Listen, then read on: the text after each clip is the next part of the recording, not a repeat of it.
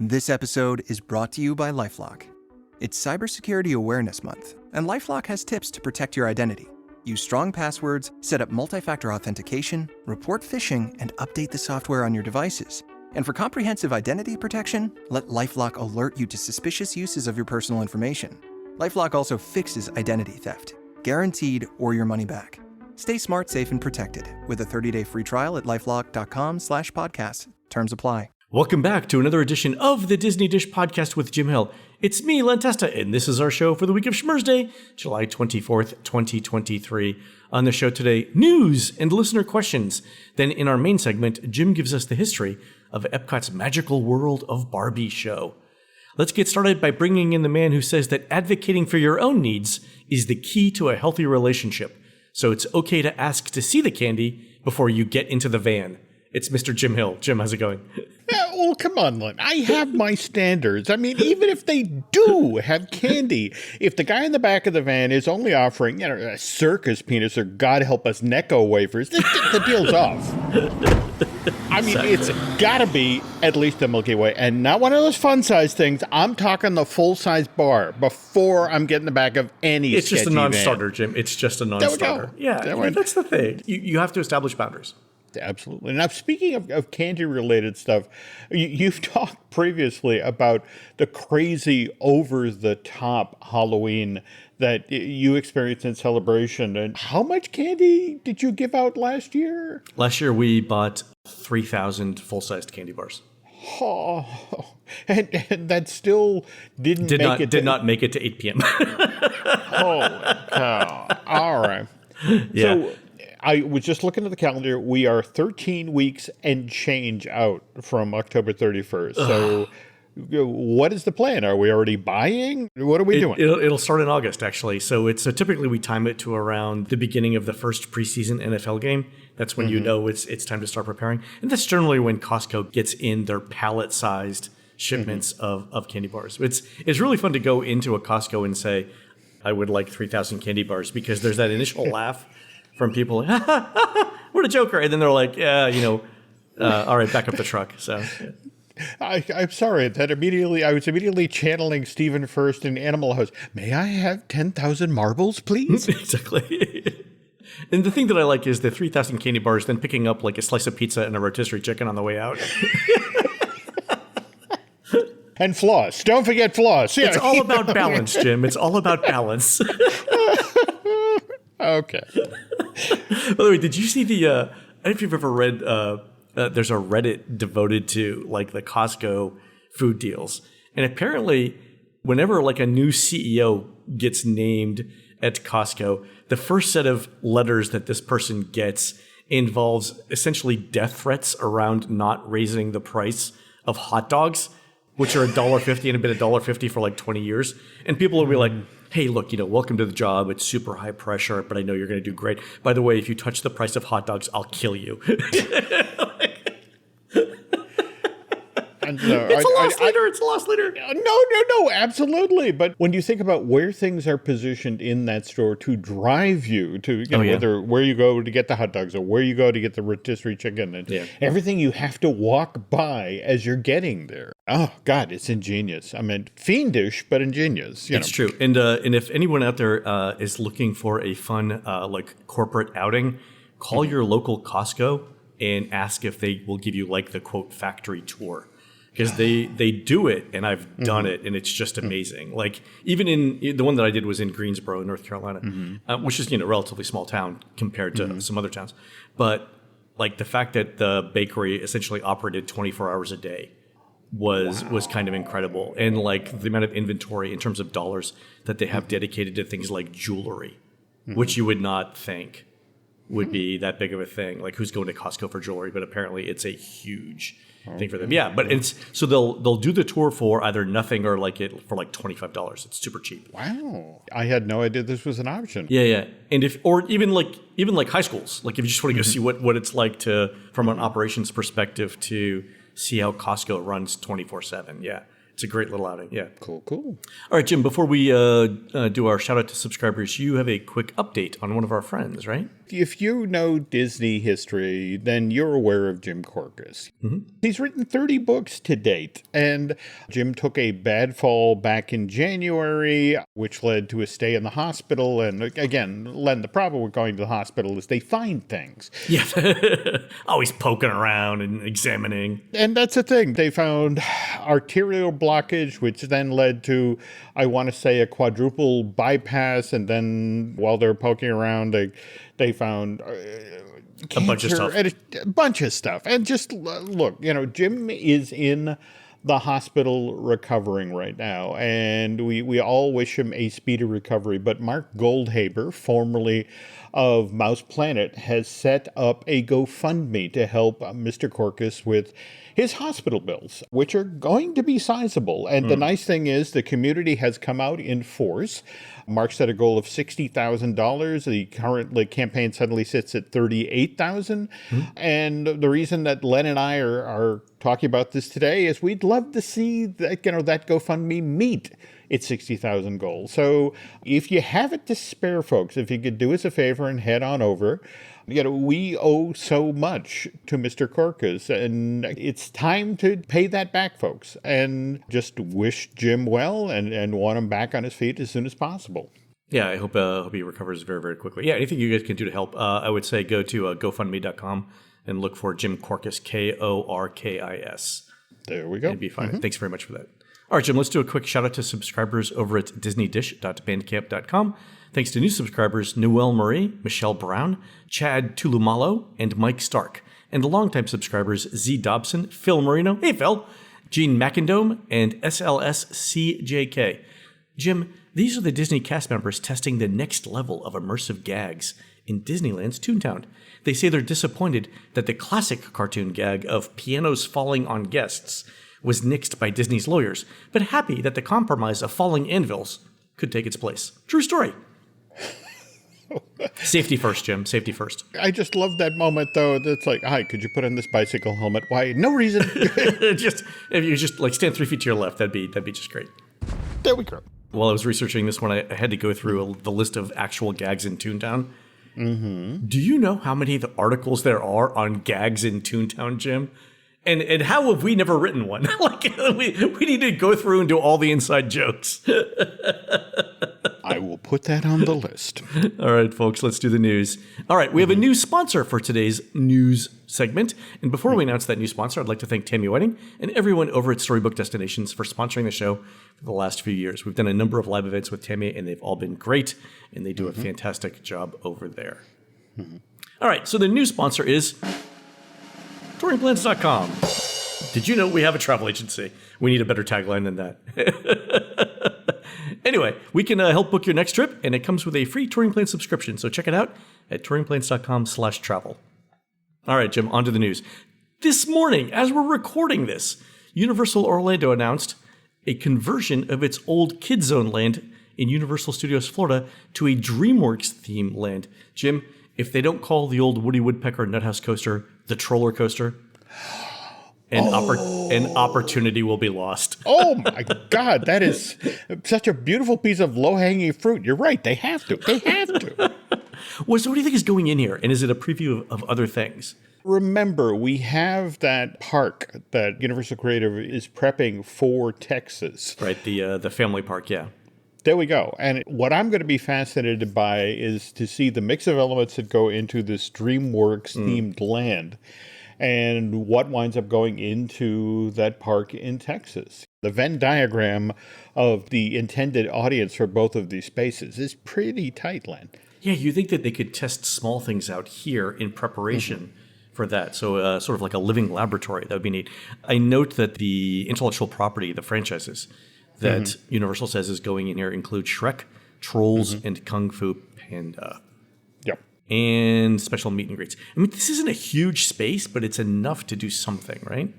Oh, no, absolutely. But more to the point, if you think about how just in the past week, we've had the Villain Con attraction at the front of the park open. And if you think about all of the Illumination-themed stuff that wound up there. It's really interesting to watch DreamWorks leaning into its IP the way it is right now. And the positions of these things in the park, too, you're being sort of towards the front part of the park versus the Harry Potter stuff in the back. I mean, it's decent spacing from a traffic and pedestrian foot traffic perspective. No, very clever. Very clever. Awesome. Yeah, excited to see what happens here. Also, Jim, over at Disney Springs is getting a new Indian restaurant named Eat, E-E-T.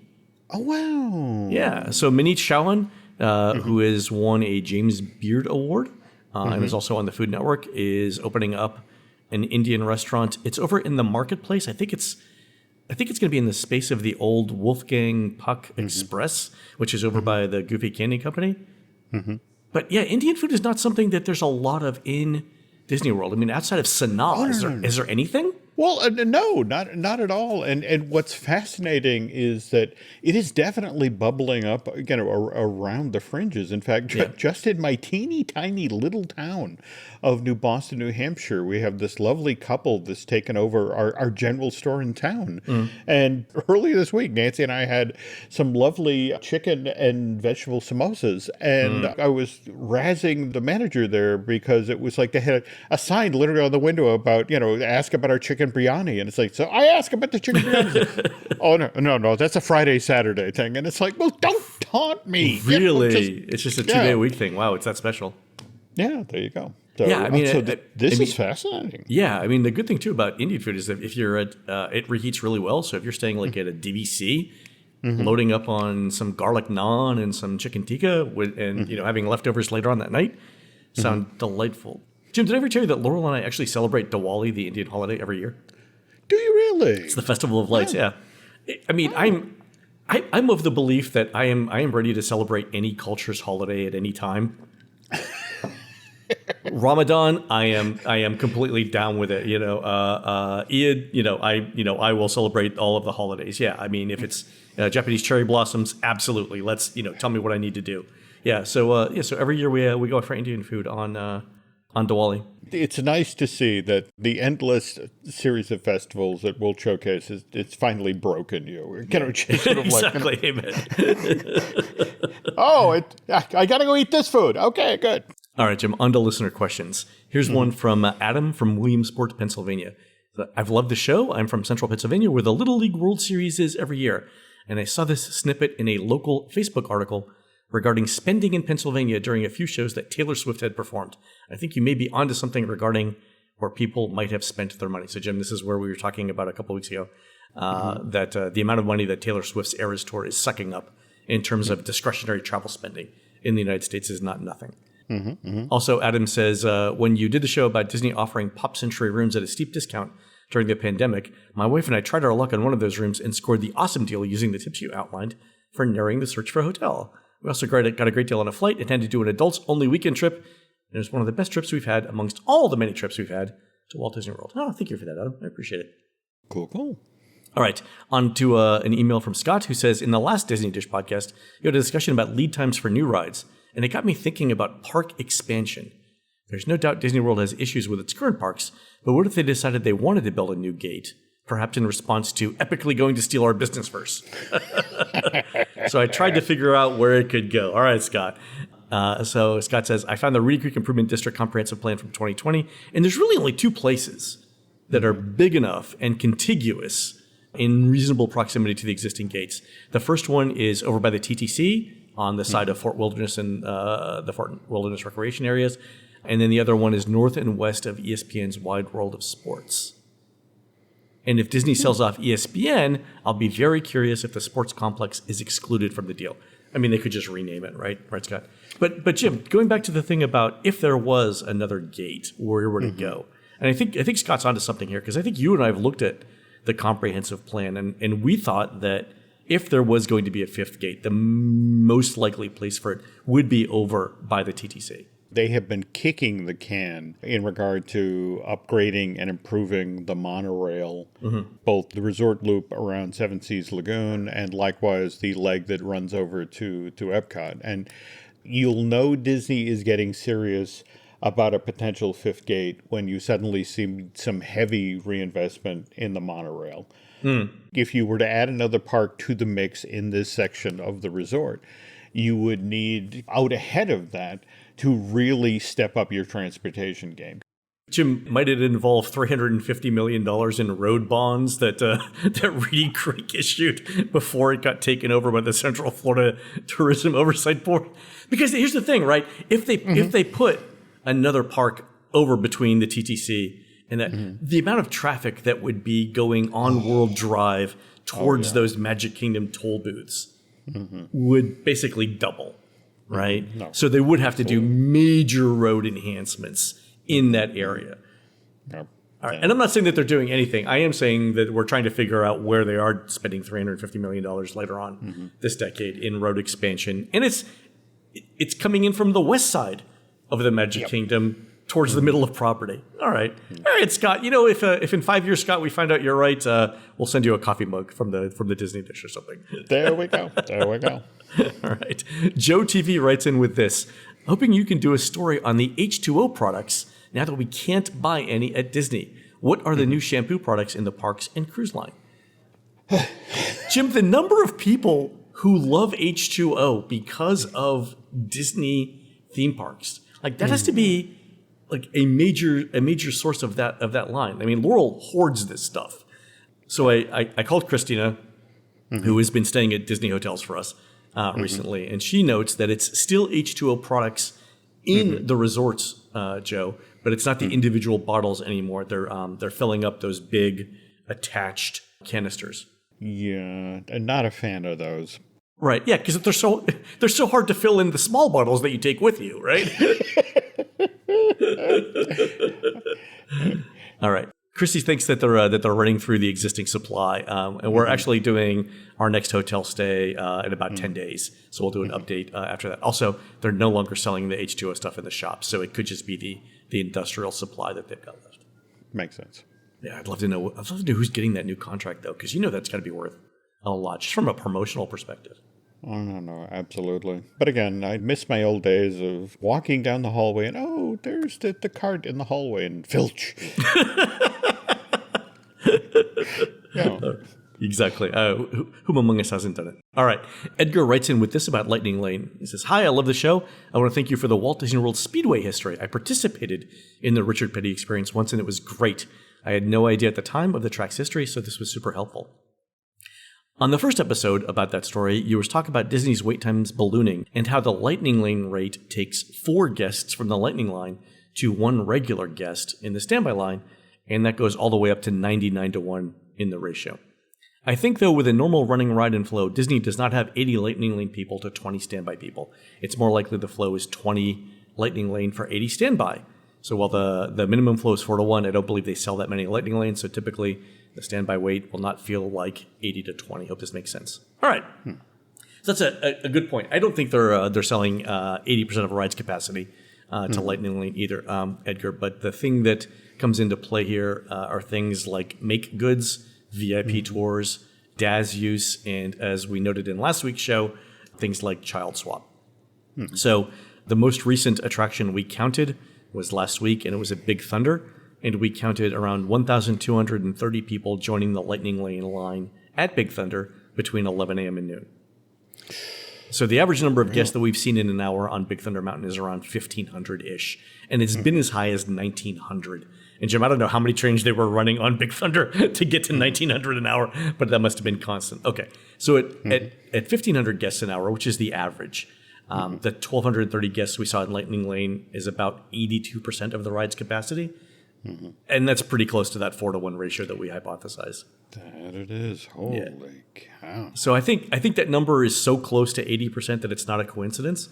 But yeah, to Edgar's point, I don't think they're selling 80% of a ride's capacity at Lightning Lane, but that's how many people are using the line. So yeah, good point there, Edgar. I think it's probably more like 50, 60% for Lightning Lane. And if there's a way that we could count that, I would love to know it. Okay. All right, guys, if anybody has ideas on that, let me know. Okay. All right, folks, we're going to take a quick commercial break. When we return, Jim tells us about the magical World of Barbie show that ran at Epcot in 1994. We'll be right back. Today's episode is brought to you by Rocket Money. You probably get the very same sorts of form letter emails that I get, like the one I got earlier today from the Chicago Tribune, which informed me that my monthly subscription to the online version of that newspaper, which was founded back in 1847, by the way, had just been renewed, which is fine, by the way. I use the Trib all the time when I'm doing research for those stories I share with Len Testa over on Disney Dish.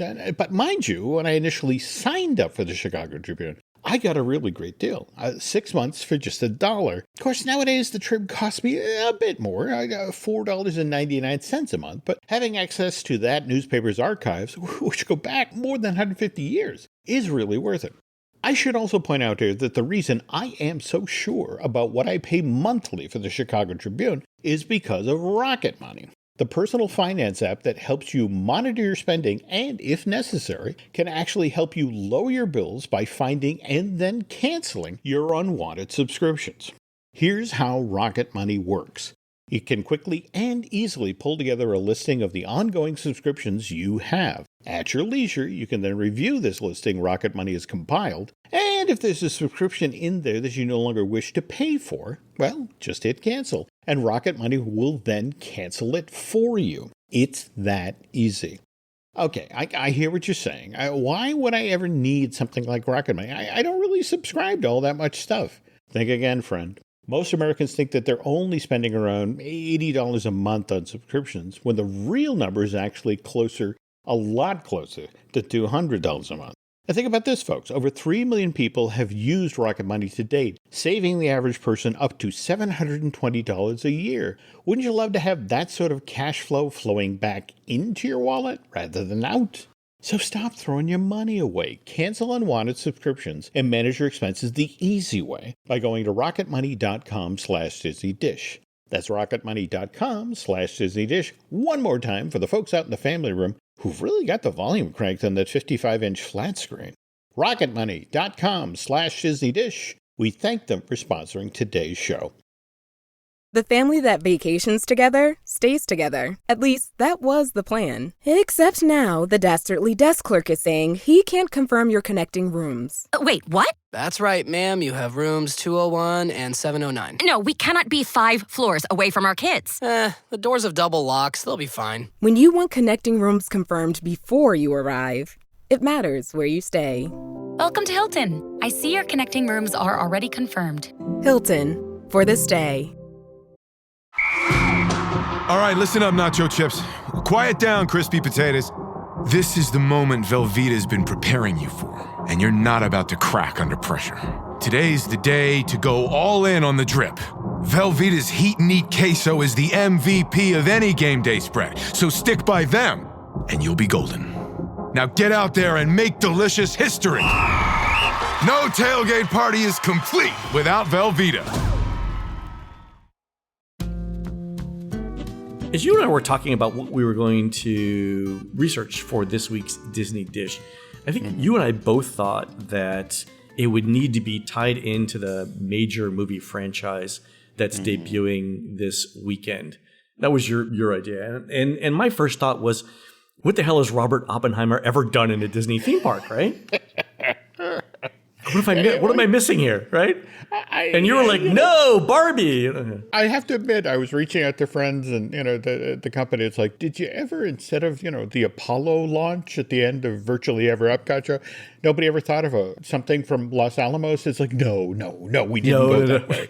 Yeah, so Robert Oppenheimer and Disney, Jim, I don't think it's going to be a long show. All right. But then you were like, oh, no, and Barbie. And I'm like, oh, God. I remember this. And the thing that I remember about it, Jim, is like looking at it and going, this can't be true. Like, it's got to be an urban legend. It did, in fact, happen.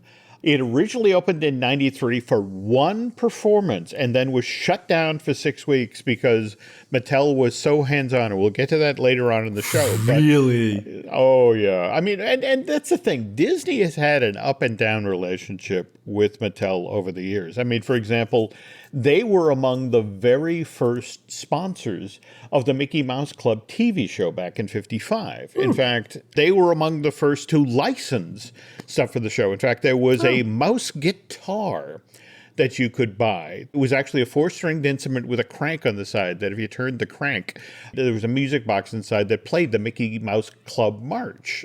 Wow. And they made good bank over that, so people were happy at that point. On the other hand, if we jump ahead to September of 1972, Disney was large-scale upset with Mattel because this is when they announced that just 20 miles down the road from Walt Disney World, they were planning on building their own theme park and resort, Circus World. Oof. September 1972. Walt Disney World has only been open for 11 months at this point. And here's Mattel flush with all of that sweet, sweet Hot Wheels money. That's how they say it every night before they go to bed, the executives. There we go. Oh, sweet, sweet Hot Wheels money. So they were going to take that and spend it on building. And the interesting thing about this theme park, Len, this was, for example, this park was designed by Disney Imagineering legend Rolly Crump. Really? Yeah, and if you saw the announcement just this past week for the America's Heartland project. I was going to put it in the show notes and didn't. Oh, yeah, this a Disneyland-sized theme park being announced for what, northern Oklahoma? Right. First question, can this theme park get the rights to Universal's Twister attraction? Question the first. Okay. Yeah, but I saw this. I'm like, what? But what? There's a whole thing. I have like a million questions about this. But anyway, go ahead. It's a fascinating project. And if it opens... We're going. You and I will be there on day one. Absolutely. Yeah. But it's supposed to open in 2026. But how many theme parks have been announced and models and concept art and that sort of thing? You know, have we seen that? That's as far as it ever got. Yeah. Don't get me wrong. We're hopeful that America's Heartland Park actually does make it off the drawing board. $2 billion in investment is a lot for Oklahoma. It is. All right. Is. We'll see. All right. But anyway, and seriously, at some point, we need to do a deeper dive on Circus World because Disney was so threatened by this park. 6 weeks after Mattel made the announcement, Disney announces, this is theme park poker. We see your $50 million and we raise you $50 million. This is when they announced that Walt Disney World was going to get Space Mountain and an East Coast version of Pirates and Tom Sawyer's Island and the golf resort and the Walt Disney Story. I mean, it's one of these, literally, if you read any press coverage of this announcement, it's like, and we lay down that card and we lay down that card. Go ahead, Mattel. Yeah, okay, so they were serious about that. I don't remember at this time, but was Busch Gardens a thing in Central Florida then? This would have been the Dark Continent days. And remember, in the middle of that, you had Cypress Gardens. Oh, right, yeah. It wasn't until Universal opened in 1990 that their center of gravity for tourism shifted from Disney World. I mean, those attractions over on the way to Tampa actually did quite well until Universal opened. But the moment Universal opened, the center of gravity shifted more to Universal and SeaWorld's direction. And a lot of those other parks just died on the vine, over the next decade. But Disney and Mattel eventually make up. In fact, if we jump ahead to the late 80s, early 90s, and this is the time that Disney has that amazing run of movies featuring Disney princesses, Ariel, Belle, and Jasmine, that do great at the box office, that Mattel is like, they want to wrestle the Disney doll-making license away from Tyco, their direct rival. October of 87, Mattel had already made a deal with Disney to produce infant and preschool toys. I mean, they got heavily into the Disney babies business, Mickey, Donald, Goofy, that sort of thing. But again, given how huge ticket sales for Little Mermaid, Beauty and the Beast, and Aladdin were, it's like Mattel is willing to do anything to get into this particular aspect of toy making with the Walt Disney Company. So this is what they offer up at that time. We will start building toys that are based on Disney theme park attractions. We will double down on this effort by agreeing to sponsor certain attractions at the Disney theme parks. And to prove that we mean business here, we will offer you guys the right to use our most popular characters in your parks. Ooh. Really? Wow. This is what get Eisner's attention, because he knows from his days of working at ABC, being in charge of their Saturday morning programming. Yep. On average, Len, every year, 58 million Barbies are sold. That's 100 Barbies every minute of every day. Wow. At the same time, Eisner's sitting there with the reports on his desk about Epcot's continuing attendance problems. Oh, yeah. Okay, good, yeah. Okay, one particular area where Epcot is just has this almost impossible to fill deficit is young girls 6 to 12 years of age.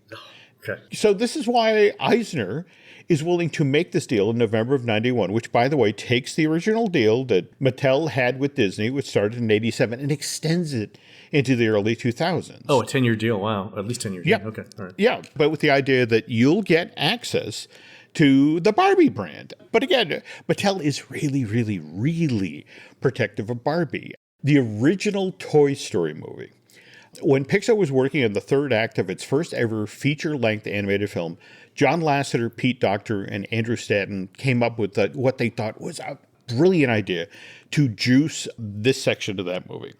Okay. So Sid is just taking Buzz out to the backyard. He's going to strap a rocket to his back and then blow up the Space Ranger. And Woody is trapped in Sid's bedroom. The door's locked, windows locked. There's no way out. And it's looking really bleak. But in the version of the story that, again, John Lasseter and company came up with, Woody hears the sound of a roaring car out in the hallway, and then the door to Sid's bedroom flies open, and here comes Barbie's pink Cadillac.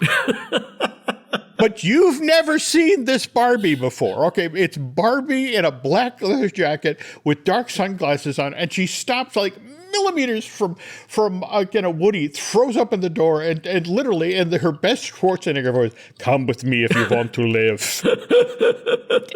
and so now it's badass Barbie who is driving Woody through the house, from the second story of the house, down the stairs, all the time being chased by the family's pit bull, Scud. Oh my God. And she's the one who bursts through the door, drives the big Cadillac on 2 wheels through the doggy door, out into the backyard, throws Woody out, and it's like, "You stall him, I'll go get reinforcements." And it's a great scene. It would have been hugely fun.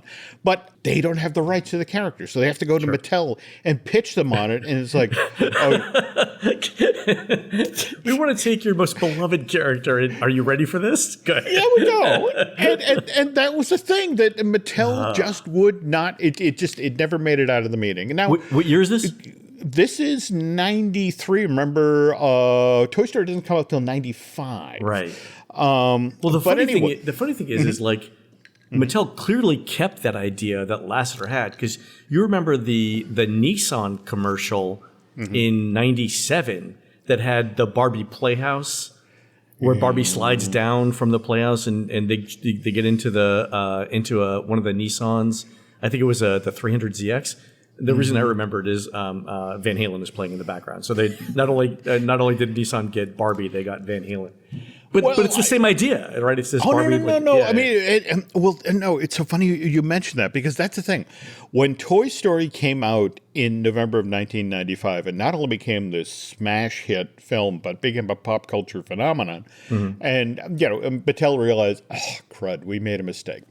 In 1996, almost immediately, a Toy Story sequel goes into development, and Pixar returns Mattel, and it's like, okay, all right, we get it. This time, you can definitely have Barbie. But even then, they are still very hands-on. In fact, if you remember the movie, you don't get badass Barbie in that movie. You get tour guide Barbie, who who is driving Ham and Mr. Potato Head and Rex and Slinky Dog around Al's toy barn, and he's literally doing the Disney theme park spiel of, "Please keep your hands and arms inside the vehicle at all times and no flash photography," and then does it in Spanish. It took another 10 years for Toy Story 3, where finally Mattel's like, all right, we get it. We're sorry. You can do whatever the hell you want with Barbie and Ken. And that's why they are such a huge part of that Toy Story sequel. Got it. Okay, so eventually they made up. All right, so let's talk about Magical World of Barbie. How did that happen? That show opens officially in January of 1994, but we talked about there was an earlier edition of the show, which debuted just before Thanksgiving for one performance. Wow. And then got shut down. First of all, there's kind of a lead up to this. It's like, well, why is Barbie going into Walt Disney World Science and Discovery Park? And if you go back to the press release the company released in spring of 93, it's like, well, Barbie has played so many roles and represented so many cultures that it was felt that, World Showcase would be the perfect venue for the show. And where she would be an ambassador of friendship. And here's the weird thing. They write this thing, they rehearse for 3 months, Len, in the summer of 93. And finally, the show's ready to debut in the park. And so you kick open the doors, and there's an entire row of Mattel executives. And they're sitting there watching the show. And again, Barbie travels the world. So one of her first stops is Australia, and where she interacts with a character called Wombat Dundee. All right. Okay. Come on. That's funny. Okay. Wombat. Wombat Dundee. All right. But here's the thing. There's a section of the show where it's a one line, one joke, to the effect of, oh, let's throw a couple of shrimps on the Barbie. And that was it. Mattel shut down the show. Throw another shrimp on the Barbie. Throw another shrimp on the Barbie. And they felt that's disrespectful to their marquee, character. Okay, also weirdly sexual. And it was like, what? Really? But yeah, it was just one of these things where... Throw another shrimp on the Barbie. I mean, I like to think I'm creative, Jim, but I can't see that. Like, what am I missing here? I do not know what to tell you. There was also evidently a concern about a throwaway line about Ken having plastic hair, but they shut down the show for 6 weeks to totally rewrite the script, to totally restage the show. And then it comes back online tail end of the holiday season for 1993, 1994. Now, you would think Disney at some point would be like, I don't know if I want to deal with these people. I'm not going to do 3 months of rewrites for a Barbie show in Epcot, but all right. They were so serious about, wanting to be in the Disney princess business. And remember, they offered to sponsor attractions. So out in California, for example, Mattel picked up the sponsorship for It's a Small World, the version of the attraction that had opened in 66. Okay. That thing had never had a gift shop up until that point. And what? Nope, never had a gift shop. It never had had a gift card out front, but never had a dedicated gift shop. What Mattel offered to do. Hold on. Wait, so Mattel looks at a ride that is filled with hundreds of small dolls and says, I think we know what we're doing here. All right, go ahead. I mean, it's not just build a gift shop at the exit of the ride. What they do is, on Mattel's dime, they swap the entrance and the exit to Small World. So with the notion of people are getting off of the ride so much faster and then being funneled straight into this brand new, it's literally called the It's a Small World fantasy shop. Funneled straight into this space. And there's this famous Disney axiom to the effect of Disney has 56 seconds to get you from an attraction in front of merch for that attraction. Evidently... because you're still you're high on the buzz from the ride. There we go. But only for a minute, then you're thinking about really, so it's a minute, 56 seconds.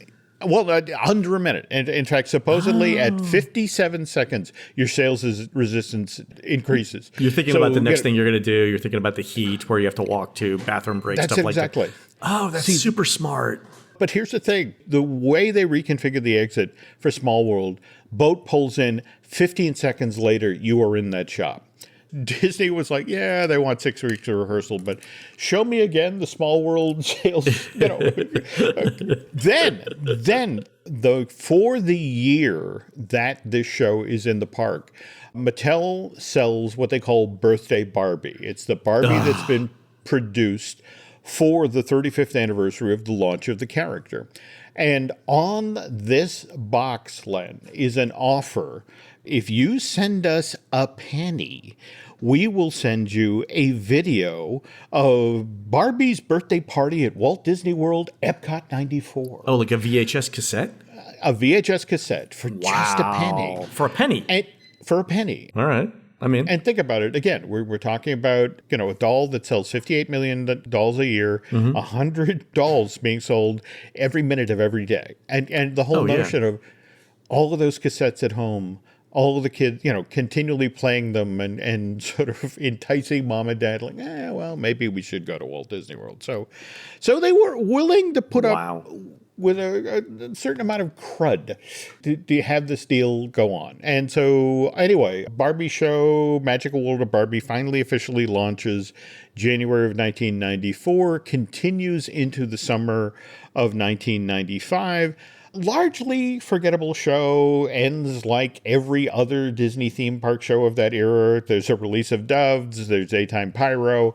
For a lot of folks, if you ask them, they can't remember the show, but they do remember the meet and greet. Oh, God. There was a meet and greet? There was a meet and greet. The reason it was a memorable meet and greet is it was Barbie and Ken next to this super stretch limo that had been painted metallic pink. You'd have seen the stretch limo before. It was the Limmouse zine that hit the road back in 1988 for Mickey's 60th, and it was also used to promote the debut at Walt Disney World that year of Mickey's Birthday Land. So this thing had just been sitting backstage, and it was just like, we're doing the Barbie show, and why don't we paint it pink? And to help you kill time while you're waiting in line to get your picture or get Ken and Barbie's autographs, they filled this thing with Barbie memorabilia. So you could literally look into the car and look at Barbie dolls from decades past, which then broiled in the Florida sun and probably became completely destroyed. But speaking of limousines, at some point in the future, Len, we are going to have to talk about the Barbie-themed overhaul that was once proposed for the short-lived Superstar Limo attraction at Disney's California Adventure. Now, I know we all have gotten to experience the Monsters, Inc.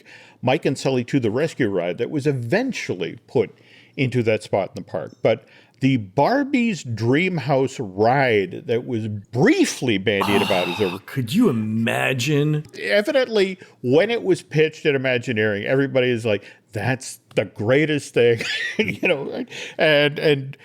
but again, as to why it didn't get built, topic for another time. Well, I mean, think about it. You could do the Barbie Dreamhouse elevator as a way to get guests, to the ride. And you could, there should be a slide segment as well. No. I mean, there's tons of stuff. By the way, so I know Mattel is not, are they doing anything currently with Disney? That is an interesting question. I will have to poke at that. And here's why I mentioned that. The next time you and I are out visiting our Imagineering friends in Glendale, if the new Mattel Adventure Park is open, which is in Glendale and includes Hot Wheels rides, they're building an actual Barbie beach house in Glendale. We should go see, and there's a Thomas the Tank Engine thing. We should definitely go see that. It's called Mattel Adventure Park.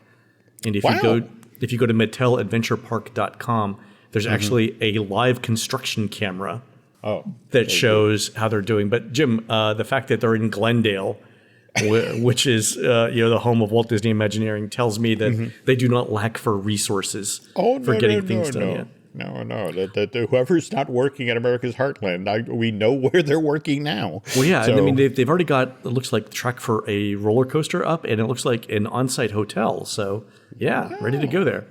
All right. No. We may have more Barbie things to talk about in the next few years. There we go. That is fantastic. All right, folks, that's going to do it for the show today. You can help support our show and Jim Hill Media by subscribing over at disneydish.bandcamp.com, where you'll find exclusive shows never before heard on iTunes. On next week's show, Jim brings on a special guest to tell us about the early days of running Shanghai Disneyland, which was announced on this day back in 2005. You can find more of Jim at jimhillmedia.com and more of me, Len at TouringPlans.com. We're produced fabulously by Aaron Adams, who'll be calling the bingo games at the 2023 Pittston Tomato Festival, starting at 7 p.m. nightly from August 17th through the 20th at the Tomato Festival Lower Lot, just off Main Street in beautiful downtown Pittston, Pennsylvania. While Aaron's doing that, please go onto iTunes and rate our show and tell us what you'd like to hear next. For Jim, this is Len. We will see you on the next show.